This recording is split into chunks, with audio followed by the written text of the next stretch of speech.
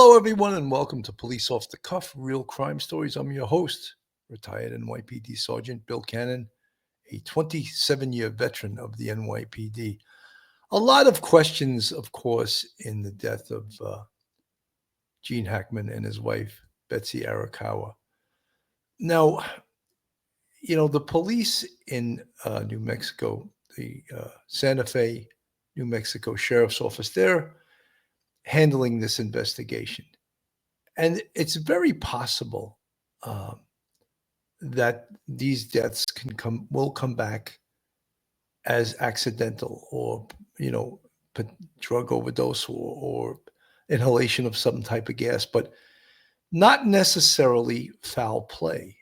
And it seems, of course, that most of the media has been jumping to the foul play thing, but they were dead for a long time. Well, as maybe a week to 2 weeks. It's been reported that the body of Betsy, the wife Betsy Arakawa, was mummified, and Mr. Hackman, Gene Hackman's body was similar. We call that decomposition. And some of the things also that may throw some folks off is that the police got a search warrant to search the house. That's not unusual. Just to process a potential crime scene, most police jurisdictions will get a search warrant in case anyone in the house later on claims that they had an expectation of privacy and we searched their room or something and uncover some bad things. So the police always apply to process a crime scene for a search warrant. Now, some things have been reported, and we're going to go over some of the things and what makes this perhaps suspicious and what perhaps makes this not suspicious. But so many folks are jumping to immediately foul play, and they want to hear that word, foul play, But there is some possible explainable reasons for the deaths of Gene Hackman and his beloved wife, Betsy Arakawa. So, folks, hold on to your hats. Hold on to your loved ones. Hold on to your dog. Hold on to your cat. You're about to enter true crime from a police perspective. You're about to enter the off-the-cuff zone. The police off-the-cuff zone.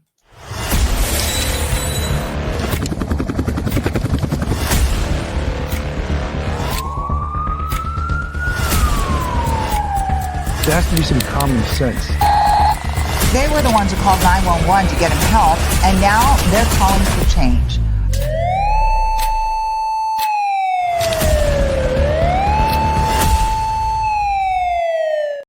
And now a word from our sponsor. BetOnline is the world's most trusted betting platform and your number one source for online betting in 2025.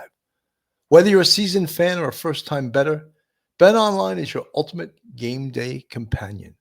With the largest selection of odds on everything from NBA and college basketball to the NHL and UFC, BetOnline continues to be your number one sports betting source. From every three-pointer to hat trick, BetOnline has you covered with odds, stats, and more for every game, every play, and every win. BetOnline, the game starts here. So when we speak about this case, of course, everyone wants to think that there's some foul play here. And could there still be? Yes, but I'm thinking that when this investigation is concluded, from my gut and from what I can see so far of the evidence, that it's going to turn out to be the evidence is going to explain what occurred. And what are we talking about in regards to evidence? Well, we're talking about the science, right? What we know about Gene Hackman's death, and this is according to the New York Times, Mr. Hackman's body was found inside his home, along with those of his wife and dog. The sheriff in Santa Fe, New Mexico, said it appeared that the couple had been dead for days or possibly weeks. An investigation is underway in the deaths of Gene Hackman and his wife, Betsy Arakawa, who were found dead at their home in Santa Fe, New Mexico on Wednesday. Mr. Hackman's body was found in a mudroom and Miss Arakawa's on the floor of a bathroom, according to the search warrant affidavit. A dead German Shepherd was discovered in a closet of the bathroom near Miss Arakawa. The Santa Fe County Sheriff Adam Mendoza said on Friday that it appeared that several days, possibly even up to a couple of weeks, had passed since the couple had died. The sheriff's office, which is conducting the investigation, said in a statement on Thursday afternoon that there were no apparent signs of foul play. But in an interview Friday morning with the Today Show on NBC, Sheriff Mendoza said he was not ruling that out. The fire department did not find signs of a carbon monoxide leak, according to the search warrant affidavit, and Santa Fe Fire's Chief Brian Moya said on Friday that 2 separate searches of the property didn't find anything that would point to a gas leak. But he didn't rule it out definitively, saying that there was still a lot of unanswered questions. So, yes, a lot of unanswered questions because there simply is not enough information yet to say one way or the other if there was foul play. They don't know cause of death. What is the cause of death, right? And then the manner of death, right? When we talk about manner of death, homicide, suicide, accidental, natural, and undetermined. And right now, the manner of death is undetermined. We cannot determine, based on the information that we have right now, as to what occurred. What occurred here? Do we have enough information to say, oh, they died from carbon monoxide poisoning, or they died from some other type of gas poisoning, or one or both took an overdose of some type of pills? We don't know that information. So what will we have to do to find that out? Well, we're going to have to wait for the autopsy and also the toxicology to come back. And again, the science of investigation. We're going to have to wait for those results of these tests. And one of the things about our need for immediate information is that no one wants to wait. So we have to be patient. This is the sheriff of Santa Fe, New Mexico. He's being spoken to on NBC News, and also the fire chief. Let's see what they have to say. Have any more insight this morning on what may have led to these deaths? Right now, we don't. Of course, we executed the search warrant yesterday, starting on the evening of the 26th, all into yesterday afternoon. And one of our investigators attended the autopsy yesterday. We don't have more information. We're trying to put things together, put together a timeline when the decedents were last seen or spoken to. Of course, we understand that is a challenge because they were very private individuals in a private family. So we're trying to put all that information together right now. The officers did conclude that the 2 had been deceased for some time. Any sense of the timeline? I mean, are we talking days? Are we talking weeks? Yeah, so it's very difficult to put a timeline together, even with the help of the Office of the Medical Investigator, just based on their body and other evidence on the body. It appears several days, possibly even up to a couple of weeks. Any insight in terms of the 2 of them? Did it appear that they had passed at the same time, or had one passed before the other? I think that's very difficult to determine. I think it's going to be pretty close. There was no indication that anybody was moving about the house or doing anything different. So it's very hard to determine if they both passed at the same time or how close they passed together.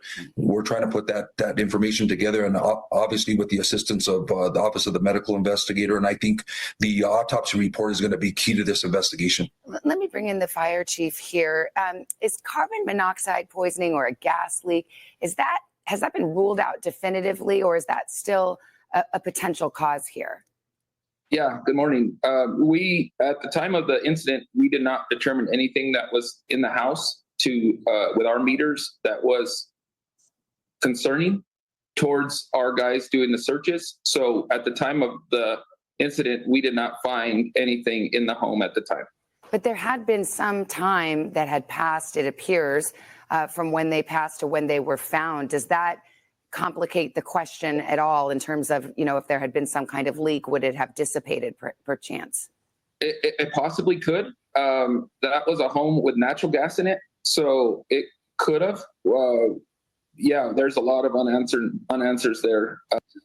So, something, the fire chief, he's answering the questions best he can, but from what we know, one of the doors in the home was ajar. So if there was a carbon monoxide leak, could it have dissipated over the time that if it did kill Gene Hackman and his wife, Betsy Arakawa, would it still be present in the air? So really the only way to definitively tell that is to the autopsy and the toxicology, what's in their blood tests. And all of these things that are necessary as part of the science of investigation is going to be conducted by the medical examiner's office and by autopsy. And it's going to take a while for these answers to these questions. And again, seemingly no one wants to wait for these answers, but that's what's going to be necessary. And regular police investigative techniques, of course, response to the scene, protect the crime scene, have the crime scene unit respond, search of the home, search the entire home for any signs of forced entry or entry to other areas, any signs of robbery or burglary or ransacking of the home. Then, of course, we move on to when was the last time Mr. Hackman and his wife Betsy were seen alive. And we can do that also from their electronic devices, their cell phones, their laptop computers. Is there video around their house, a house of that size, of that worth? Most of the time, there's some type of video, either outside the house or inside the house. The dogs, the dog was dead too. That tells us certain things too. There will also be a veterinarian conducting, forensic tests on the dog, believe it or not, perhaps an autopsy on the dog. What signs were there of why did the dog die, the German Shepherd? Did it die of dehydration, did it not eat? Because it seems as though you heard the chief of police, of the sheriff's office from Santa Fe, say they could have been dead for several days, which it seems it would have been more than that, to up to a couple of weeks. Because it was reported that Betsy Arakawa was mummified. That takes a while. That's a stage of decomposition that comes after something called putrefaction. So these are all stages of death, stages of decomposition. I'm going to play from last night, News Nation, Andrew Cuomo, because he has on an excellent guest, retired FBI agent Bobby Chacon. And it seems like Bobby Chacon said some of the very things that I said, because he was a homicide investigator also. Very mysterious. Two-time Oscar winner, 95-year-old Gene Hackman, his wife, one of his dogs, all found dead together. First, it was said no foul play. Weird. Well, that's changed. The deaths are now being investigated as suspicious. Facts. Betsy, the wife, found first in the New Mexico home, in the bathroom, lying on the floor, a prescription bottle on the counter, pills scattered around. Their German Shepherd, dead in a kennel, clothes in the closet near the wife. But two other dogs found alive. Hackman, found in the mudroom. Cops on the scene suspect he had fallen. Both of the bodies had started to decompose, indicating they'd been dead for a while. Door found partially open, no signs of forced entry, no signs of blunt force trauma, meaning someone came in and hit him. The fire department said. So, this is, he's getting a little dramatic here, because everything he's saying could possibly be a natural death, or, well, it's undetermined now, or accidental. So whether there is foul play is yet to be determined. This is from the 911 call. We're going to play this right now. One deceased person inside the house. Damn. Is the patient a male or a female? A female and a male, probably. I don't know, sir. Just send somebody up here real quick. Are they breathing? I have no idea. I'm not inside the house. It's closed. It's locked. I can't go in. But I see them. She's laying down on the floor from the window. Are they moving at all? No, dude, they're not moving. Just send somebody up here really quick. All right. So not that helpful, right? Because he didn't see what happened. Retired FBI agent Bobby Chacon, criminal defense attorney Mark Garagos. So let's start with what matters. What we need to know is what, the autopsy, the toxicology, of course. But Bobby, what is your list of questions?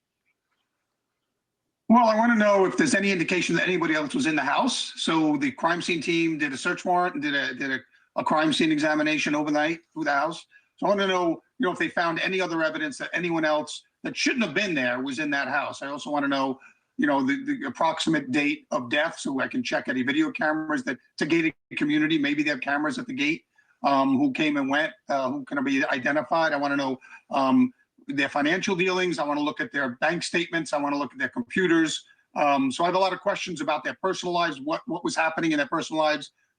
Talk to family members, talk to neighbors, and then wait and see from the forensic examination of the house what physical evidence at the crime scene matches up with the autopsy results and see if we can make anything from that. Counselor, people are jumping at the prescription bottle as the fact. To me, the most interesting fact is that 2 of the dogs were still alive. So the whole ritualistic, we're all going together thing kind of goes out the window. What are you thinking? Well, I was thinking that the headline the breaking news that I saw this morning when it said Gene Hackman, his wife, and dog all found dead, no foul play suspected. I said, that's not going to age well. And then I started thinking, given his age and a fall, and then she's in the bathroom, could it be a situation where he fell, she had coincidentally had some kind of a medical emergency, and the one dog you mentioned was a kennel, and you just had this kind of critical mass of weird things that happened all at the same time and nobody there to kind of attend to them. I don't know. It is weird, and I agree with you. The toxicology will be interesting. I think it's going to be more interesting to see what her cause of death is. I think when you're at 95, you could go at any minute. So the idea, Bobby, that something happens to him, she freaks out and winds up taking too many pills or has a major medical event, and then the dog dies because it's in the kennel and it was just too long and too hot. Okay, but why wouldn't she have ever tried to help him or get help for him? Yeah, that's a question. I think Mark hits it, with that. I mean, look, when you live with somebody who's 95 years old, if they die, it shouldn't be that much of a shock to you. I mean, even if they are apparently healthy, they're 95 years old. I mean, we all die sometime, right? And so he's already outlived the natural age of an American male. So, I mean, when you live with somebody that age, she's significantly younger than him, I would find it hard to believe that it would be that much of a surprise. Now, you could be shocked and saddened and you'd have grief, of course, but to be shocked enough to take your own life when you're living with somebody 95, that I kind of bump on that a little bit. Hey, thanks for watching. Go to joinnn.com to find a lot of questions here, but I think the way they presented it, and Garagos, the attorney, and Bobby Chacon, the retired FBI agent, I think they were reasonable. They're not jumping to like, oh, this was a home invasion, and they were both, because there's no signs on the body of blunt trauma. And in last night's show, I discussed the crime scene response, the search warrant, the medical legal investigators, who in most jurisdictions are physician's assistants. They go over the bodies at the scene. They do things like an examination of the body for wounds, for blunt trauma, gunshot wounds, stab wounds, that type of thing. And they also take the body's temperature. They could more highly determine than anyone else who's conjecturing potential time of death. And when they talk about mummification, we're talking, I think, 1 to 2 weeks at least.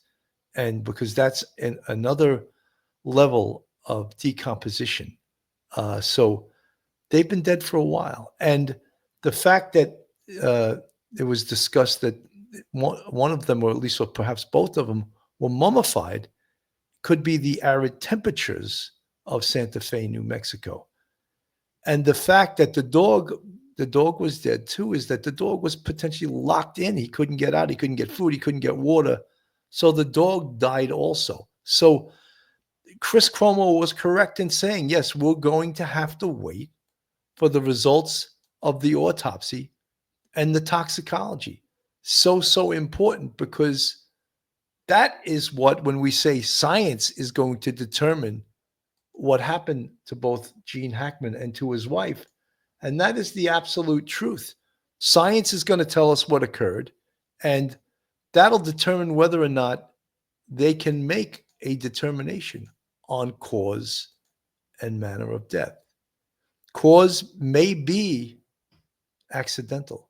It could have been cause may be an overdose of whatever pills we see, or in both.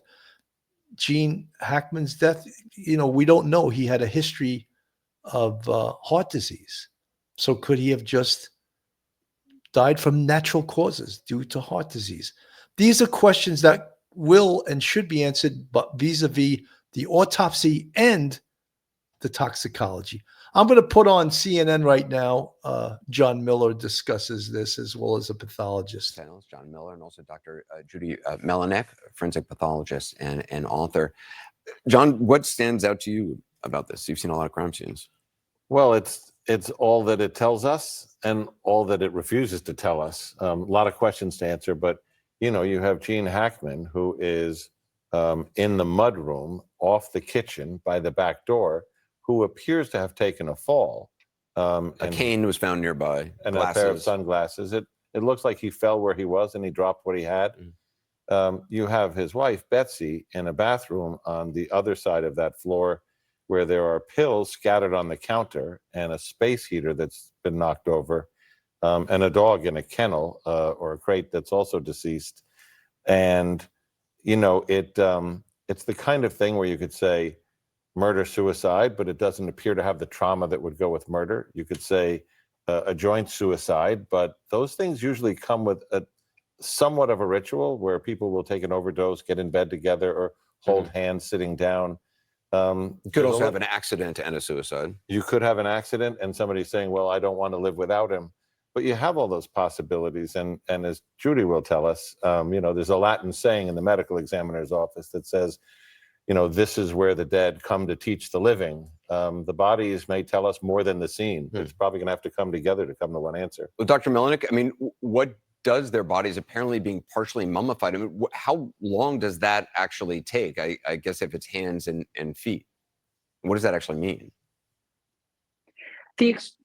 So the extremities can mummify relatively quickly in a hot ambient environment. It's hard without knowing how warm it was or dry it was in the house, but they've clearly been dead for several days, and I'm saying days plural, in order to get that kind of mummification. One of the ways of figuring this out, obviously, is from the scene investigation to find out when did they last pick up the mail, when did they last check in with relatives, phone calls, those kind of things, because people generally will communicate with others during the course of their time. But then you also can use other guides from the autopsy to determine the time of death, or at least estimate what we call the postmortem interval. I don't want to get into too many details, but when the authorities use the term mummification or mummified, does that just mean liquid has, that it's just like skin and bones at that point, or what happens? It means that the skin has dried. So what's happened is it's wrinkled up and it's dried, and it could be anything from kind of a leathery change all the way to the point that it's so hard that you can't even cut through it easily with a scalpel. So sometimes it just looks a little bit leathery, and that'll be called mummified as well. So it still just gives us a ballpark. And that takes days. We would need to know more information about the condition of that. Can take, definitely, usually takes days. It's not something that happens in hours. It's multiple days, probably even weeks. John, the door was ajar. I guess an exterminator or a caretaker came and found it that way, alerted the local security. there was a dog who was alive in the house, and a dog also that belonged to them who was outside the house. Right, but the door being ajar means, what Judy describes, which is they could have been there 10 days or 2 weeks, meant that the dogs could have had access to come in and out of that doorway. They might have had access to food and to water, whereas the dog that was in the crate, assuming the crate was closed, wouldn't have had that and would have passed away during that time. The door being ajar, of course, raises other questions. Was someone else inside the house? Had someone discovered them before? Did they leave the door ajar on purpose? Was there some kind of gas or carbon monoxide or something that made them think we need air from outside, and they opened the door before they were overcome? So that means they've got to go in every direction. They have to eliminate everything that it could be to find out what it is. Some of that will be in the autopsy. Some of that will be in the advanced stages of the toxicology, which could take 3 or 4 weeks or longer. But a lot of that's going to be what's in their computers, what was in their mindset, were their communications with other normal? Did they go to a physician? Did somebody get a diagnosis that was very bad that would have influenced that if one died, the other would go too?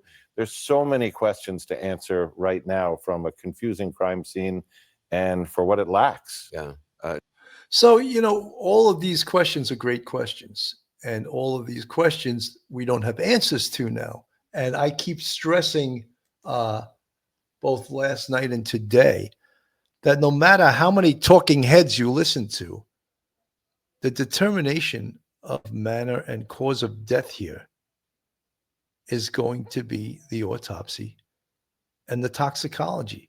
So all of the investigative checklists that detectives regularly do when they go to a death scene are part of this investigation. And, of course, important, Bobby Chacon said it, their cell phones, their computers, even their financials.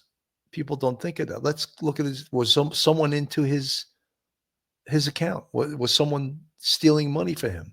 Those are the things we as police investigators have to think of and have to investigate. But right now, this is classified, and I will repeat what I said all last night, as undetermined. Undetermined cause, undetermined manner of death, right? So hopefully the autopsy as well as the toxicology will give us answers to this. But till the autopsy is completed, the toxicology, and don't forget, some of these scientific tests, these tests on their blood and all, they can take weeks. Toxicology can take 6 to 8 weeks. So everyone that's expecting a quick answer to this, no, there's not going to be a quick answer to this. And even Bobby Chacon and he mentioned about video. Is there video in that complex? When was the last time they were seen alive? When was the last time they spoke to relatives and friends? All of that will be part of this investigation. Anyway, folks, I'm Bill Cannon from Police Off the Cuff, Real Crime Stories. Thank you so much for tuning in. As we get new information on this case, we'll certainly bring it to you. But right now, coming from Police Off the Cuff, Real Crime Stories, this is an undetermined death. And we can't say at this point that there is any foul play. It's undetermined. And remember the 5 causes of death: homicide, suicide, accidental, natural, and the last one, which is what this one is, undetermined. Thank you so much for tuning in. Have a great day, everyone, and God bless. One episode just ain't enough.